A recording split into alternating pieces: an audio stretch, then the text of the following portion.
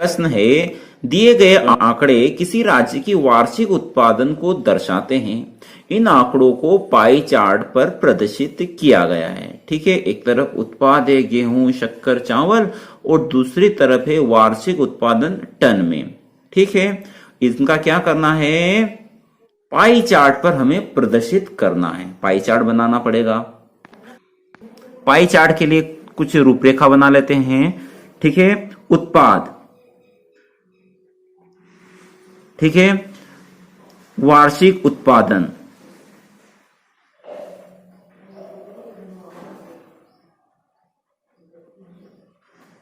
उत्पाद कौन सा अपना, गेहूं। वार्षिक उत्पादन कितना है गेहूं का, 2750 टन। ठीक है, अब ये 2750 संपूर्ण उत्पादन का कितना हिस्सा है, यानी संपूर्ण का भाग या हिस्सा। संपूर्ण कितना, तो तीनों को आप जोड़ लीजिए, यानी 2750, 2500 और 1500 को जोड़ेंगे तो संपूर्ण भाग आएगा आपका 6750 टन। 6750 में गेहूं का भाग है 2750। ठीक है, यह संपूर्ण का भाग हो गया। अब हमें पाई चार्ट में केंद्रीय कोण की आवश्यकता पड़ेगी, तो केंद्रीय कोण निकालना पड़ेगा। केंद्रीय कोण, ठीक है, तो केंद्रीय कोण निकालने के लिए पहले इस भाग को हम थोड़ा सरल कर लेते हैं, यानी छोटा कर लेते हैं। इस शून्य से ये शून्य गई।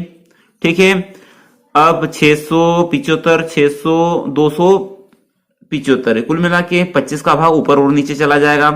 तो देखिए 25 दूना 50, यहां से बचेगा 17 और 5 यानी 175 हो जाएगा, और 175 आएगा 25 के पहाड़े में 7 बार में, यानी 125 7 175। अब इसको काटेंगे, 25 एकम 25, बचेंगे कितने यहां से 2, और अगले स्टेप में हो जाएंगे 25, तो 25 एकम 25, तो क्या प्राप्त हुआ 11/27, यानी केंद्रीय कोण रहेगा आपका 11/27 गुणित 360। ठीक है, इसको हल करेंगे तो 36 और 27, तो 9 का भाग चला जाएगा बिल्कुल, 9 तिया 27 और 9 चौक 36 और ये 0। ठीक है, अब 11 का गुणा 40 में कर देंगे तो 11 शून्यम 0 और 11 चौक 44, क्या प्राप्त हुआ 440/3। अब इसको भाग लगा दीजिए आप, तो 3 एकम 3, बचेगा यहां से 1, 14 हो जाएंगे, 3 चौक 12, बचेंगे 2, 20 हो जाएंगे, 3 छंग 18। ठीक है, बचेंगे 2 दशमलव लगाएंगे, 3 छंग 18, ये प्राप्त होता रहेगा बार बार। तो ये 5 से ऊपर आ रहा है दशमलव के बाद, तो इसको हम लिख सकते हैं 147 डिग्री। ये क्या रहेगा लगभग। ठीक है, ये गेहूं का हमें केंद्रीय कोण आ गया। इसी प्रकार से हम शक्कर का निकाल लेते हैं। शक्कर का उत्पादन कितना हुआ है 2500, वही संपूर्ण का भाग कितना है, यानी 2500/6750।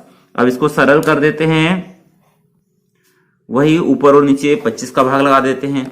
यह शून्य से तो ये शून्य गई, इससे ये गई, और नीचे 25 से भाग लगाएंगे तो ये 27 ही आएंगे।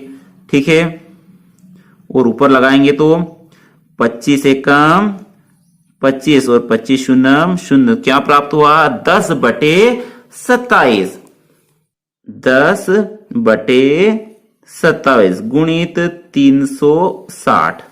ठीक है, तो 9 तिया 27 और 9 चौक 36 और 9 शून्य शून्य, तो क्या प्राप्त हुआ 10 गुणित 40, 10 शून्य शून्य 10 चौक 40 यानी 400 बटे 3। 3 का भाग लगा दीजिए, 3 एकम 3 बचेगा 1, 10 हो जाएंगे, 3 तिया 9, फिर बचेगा 1, अगले स्टेप में 10 हो जाएंगे, फिर 3 तिया 9, फिर 1 बचेगा, दशमलव लगाएं 10 हो जाएंगे, फिर 3 3 आता रहेगा हर बार। तो इसको हम कर सकते हैं, ये 3 5 से छोटा है तो हम इसको 133 ही ले लेते हैं, ये भी क्या रहेगा लगभग। ठीक है, चाहे तो आप दशमलव में भी ले सकते हैं, लेकिन फिर कोण बनाने में दिक्कत आएगी।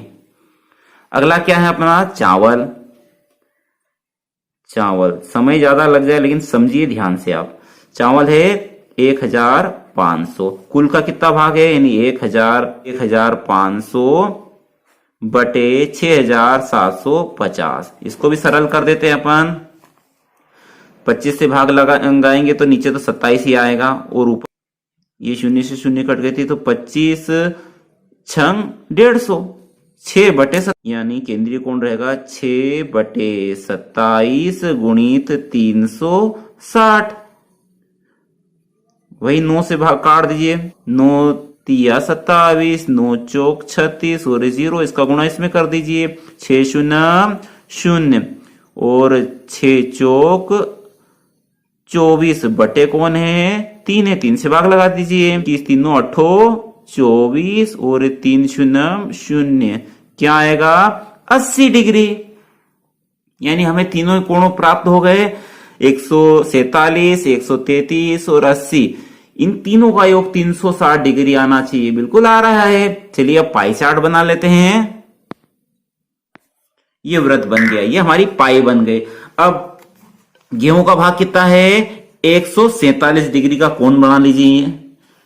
तो साहब ये हम 147 डिग्री का कोण झट से बना लेते हैं। ये किरण खींच लीजिए, ठीक है, ये 40, ये 50, ये यहां पर आएगा 147 के लगभग। ठीक है, ये बना लिया हमने 147 और ये कितना है, यह है हमारा गेहूं। ठीक है, अब दूसरा क्या है शक्कर है, कितना 133 के लगभग। तो 133 डिग्री का कोण बना लेते हैं अपन।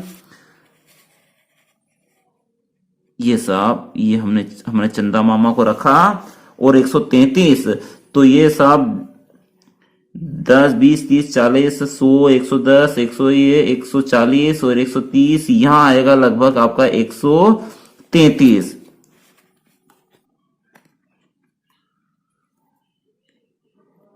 ये बन गया 133। क्या है यह है 133 डिग्री और यह है हमारी शक्कर। ठीक है, और अन्य बचेगा क्या, तो 80, ये तो 80 डिग्री रहेगा। ये क्या है आपका चावल। आशा है आप इस प्रश्न के माध्यम से पाई चार्ट बनाना सीख गए होंगे। समय ज्यादा लगा है लेकिन सिखाने का प्रयास पूरा किया गया है।